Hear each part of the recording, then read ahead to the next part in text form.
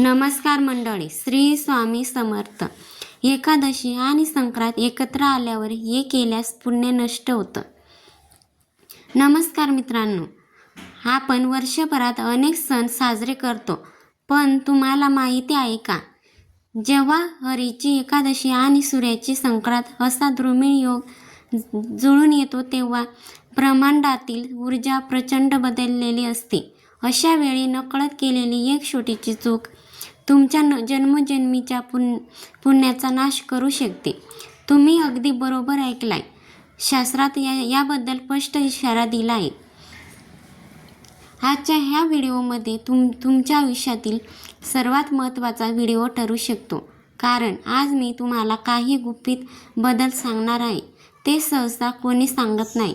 Video सुरू करण्यापूर्वी comment बॉक्समध्ये श्री स्वामी समर्थ आणि ओम नमो भगवते वासुदेवाय नमः लिहायला विसरू नका. तुमच्या एका कमेंटमुळे तुमची उपस्थिती भगवंताच्या चरणी लागेल.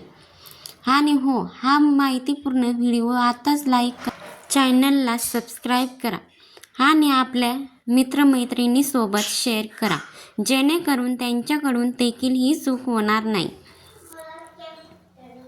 एकादशी म्हणजे विष्णूची प्रिय तिथी आणि संक्रांत म्हणजे ते सूर्याचे संक्रमण. हे दोन्ही काळ शुद्धीकरणाचे आहे. मग असं काय घडतं की ज्याने तुमचं पुण्य शून्य होतं? अनेक लोक म्हणतात, मी तर उपवास केला, दानही केलं, तर मग माझं काम का होत नाही? याचे उत्तर दडलंय एकादशी आणि संक्रांतीच्या त्या मिलनात, जिथे नियमाची अदलाबदल झाली की अनर्थ होतो.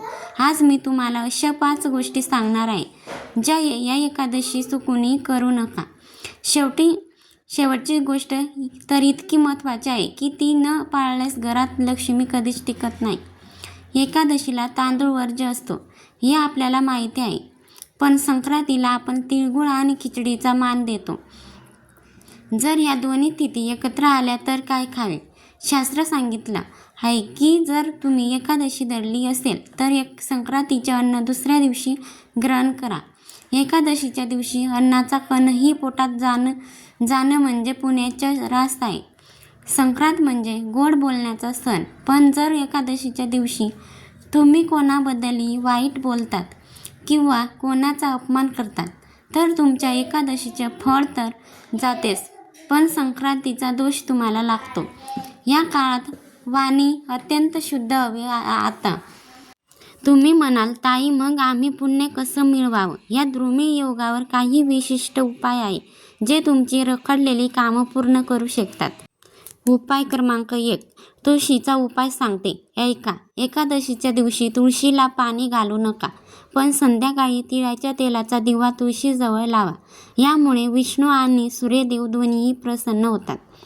उपाय नंबर 2, पितृदोष निवारण्यासाठी ऐका. जर तुमच्या घरात कडकडीत असतील तर संक्रांत एकादशीच्या दिवशी काळी तिळाचे दान करा. हे दान करताना मनात ओम नमो भगवते वासुदेवाय हा मंत्र जप करा.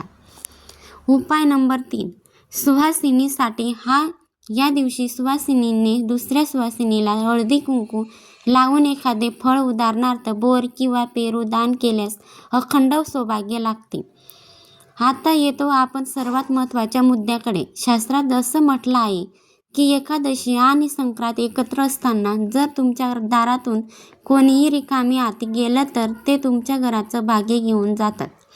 अनेक जण संक्रांतीच्या गडबडीत एकादशी विसरतात किंवा एकादशीच्या कडक उपवासामुळे संक्रांतीचे दान विसरतात. ही सर्वात मोठी चूक आहे.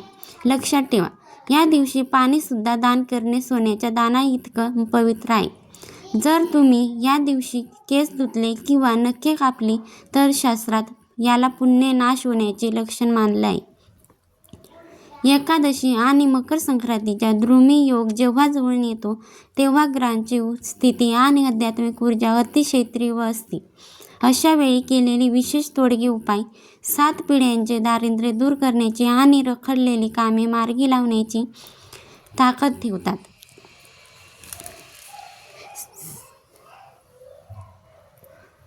सगळ्यांना हे उपाय अत्यंत प्रभावी आहेत, त्यामुळे नीट समजून घ्या आणि श्रद्धेने करा. एक काळ्या तिळाचा महासंकल्प तोडगा. एकादशी आणि संक्रांत एकत्र असताना काळ्या तिळाचा विशेष महत्त्व प्राप्त होते. काय करावे? एका तांब्यात पाणी घ्या.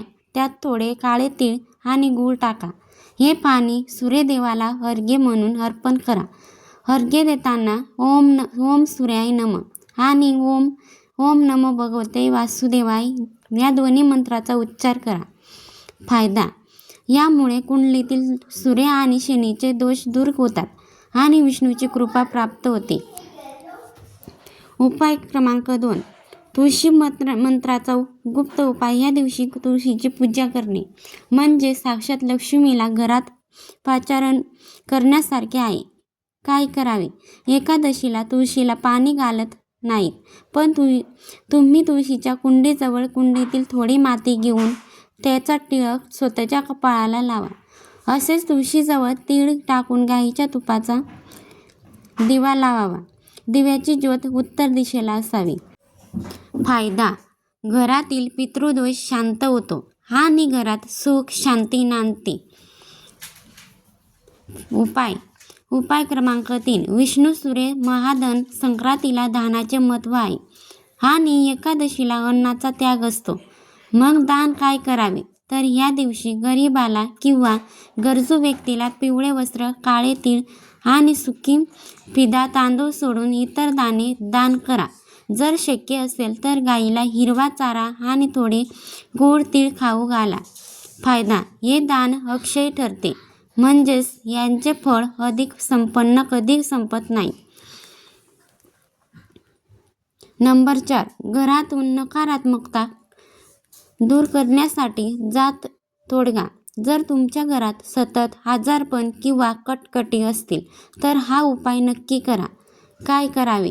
एकादशीच्या संध्याकाळी घराच्या मुख्य प्रवेशद्वाराच्या दोन्ही बाजूला तिळाच्या तेलाचे दिवे लावावा. उंबरठ्यावर हळदीचे पाणी शिंपडा.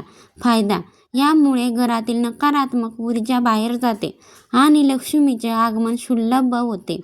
उपाय: इच्छापूर्तीसाठी अच्युत मंत्राचा प्रयोग. तुमची एखादी इच्छा खूप दिवसांपासून अपूर्ण असेल तर ह्या दिवशी काय करावे? पिवळ्या कागदावर चंदनाने तुमची इच्छा लिहा आणि तो कागद भगवान विष्णूंच्या चरणाजवळ ठेवा. दिवसभरात अच्युत केशव राम नारायण कृष्ण दामोदर वासुदेव हरीचा या मंत्राचा 108 वेळा जप करा. दुसऱ्या दिवशी तो कागद वाहत्या पाण्यात विसर्जित करा. महत्त्वाची सूचना सांगते, ऐका. हे उपाय करताना मन शुद्ध ठेवा. कोणाबद्दलही मनात वाईट भावना धरू नका.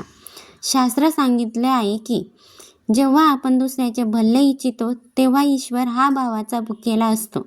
पण नियम हे शिस्तीसाठी असतात. एकादशी आणि संक्रांतीचा हा संयोग तुमच्या आयुष्यात सुख समृद्धी घेऊन येऊ हीच ईश्वर चरणी प्रार्थना. आज मी जे सांगितले ते मनापासून पाळा. तुम्हाला हा व्हिडिओ कसा वाटला हे मला कमेंटमध्ये नक्की सांगा. व्हिडिओ आवडला असेल तर व्हिडिओला लाईक करा, जास्तीत जास्त शेअर करा आणि आपल्या ह्या चॅनलला सबस्क्राईब करायला विसरू नका. श्री स्वामी समर्थ. ओम नमो भगवते वासुदेवाय नमः. श्री स्वामी समर्थ. जय जय स्वामी समर्थ.